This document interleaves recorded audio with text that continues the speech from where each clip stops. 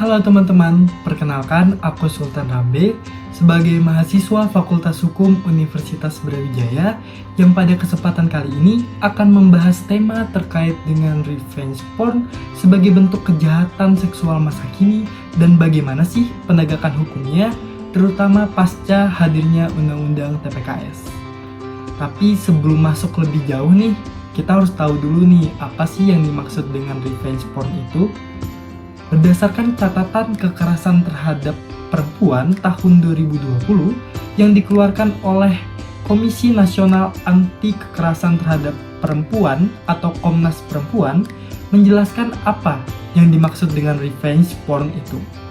Revenge porn adalah kegiatan menyebarkan foto atau video intim seseorang secara online tanpa izin sebagai bentuk usaha balas dendam dan bertujuan untuk merusak kehidupan korban di dunia nyata ataupun mempermalukannya.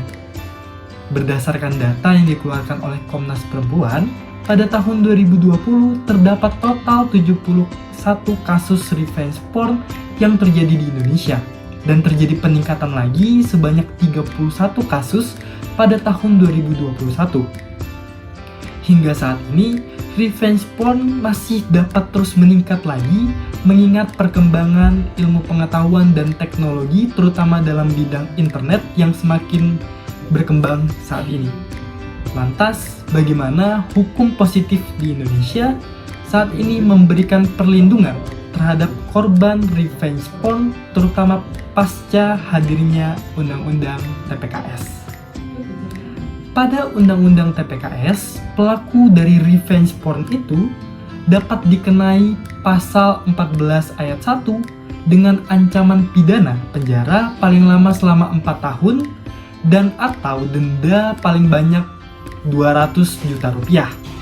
Dan hukumannya dapat menjadi lebih tinggi lagi dengan maksimal hukuman yang dapat dijatuhkan kepada pelaku yaitu selama 6 tahun dan atau denda dengan maksimal 300 juta rupiah bila dilakukan dengan maksud pemerasan atau pengancaman, memaksa atau menyesatkan dan atau memperdaya seseorang supaya melakukan sesuatu, membiarkan dilakukan atau tidak melakukan sesuatu.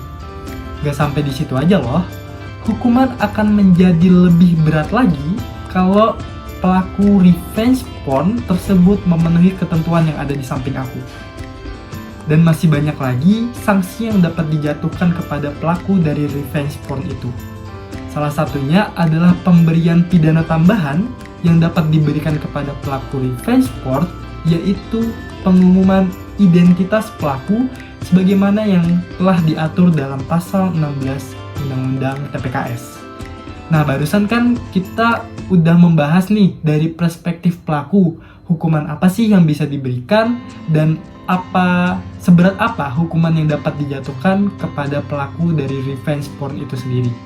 Nah, sekarang kita akan ngebahas terkait dengan sisi korban kekerasan seksual, apa sih perlindungan hukum yang dapat diberikan di Undang-Undang TPKS ini. Nah, salah satu bantuan yang dapat diberikan kepada korban adalah pemberian restitusi sebagaimana yang diatur dalam pasal 16 Undang-Undang TPKS. Restitusi itu apa sih? Restitusi adalah kegiatan ganti kerugian yang diberikan kepada korban atau keluarganya oleh pelaku tindak pidana atau pihak ketiga. Nah, selanjutnya apa saja sih jenis-jenis restitusi yang bisa diberikan kepada korban? Di dalam pasal 30 Undang-Undang TPKS menyebutkan beberapa bentuk restitusi yang bisa kalian lihat di samping aku karena ada beberapa jenis restitusi yang bisa diberikan kepada korban sebagai korban kekerasan seksual, terutama yang kita bahas kali ini adalah revenge porn. Dan masih banyak lagi bentuk perlindungan hukum terhadap korban yang salah satunya adalah penghapusan atau pemutusan akses konten asusila yang dapat dilakukan oleh pemerintah pusat sebagaimana yang diatur dalam pasal 46 Undang-Undang TPKS ini. Nah, barusan kan kita udah ngebahas nih sanksi bagi pelaku dan perlindungan hukum bagi korban revenge porn. Nah, sekarang buat teman-teman apabila ingin melakukan pelaporan itu bagaimana sih caranya?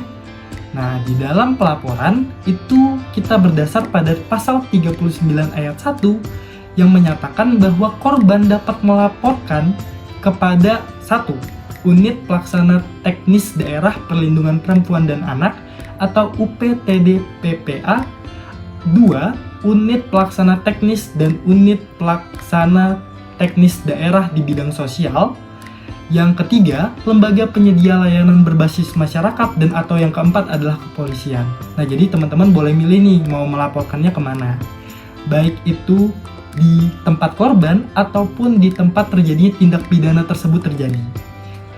Nah, mungkin bakal ada pertanyaan nih, kalau aku ngelaporin kasusnya, takut nih aku bakal diancam lebih nih sama si pelaku. Nah, tenang aja, karena pasal 42 memberikan perlindungan dan tanggung jawab kepada kepolisian untuk dapat memberikan perlindungan sementara kepada korban paling lambat 1 kali 24 jam terhitung sejak menerima laporan tersebut. Dan gak sampai di situ aja, pasal 43 kembali menyebutkan bahwa dalam waktu paling lambat 1 kali 24 jam yang tadi, kepolisian memiliki kewajiban untuk mengajukan permintaan perlindungan kepada LPSK, yaitu Lembaga Perlindungan Saksi dan Korban, yang nantinya akan memberikan perlindungan kepada korban. Nah, sekarang teman-teman jadi tahu kan bentuk-bentuk sanksi dan perlindungan hukum dan mekanisme pelaporan apabila teman-teman atau orang yang kalian tahu terkena revenge porn yang saat ini sering terjadi di masyarakat. Harapannya video kali ini dapat bermanfaat buat teman-teman semua. Mungkin segitu aja dari aku, kurang dan lebihnya mohon maaf. Wassalamualaikum warahmatullahi wabarakatuh.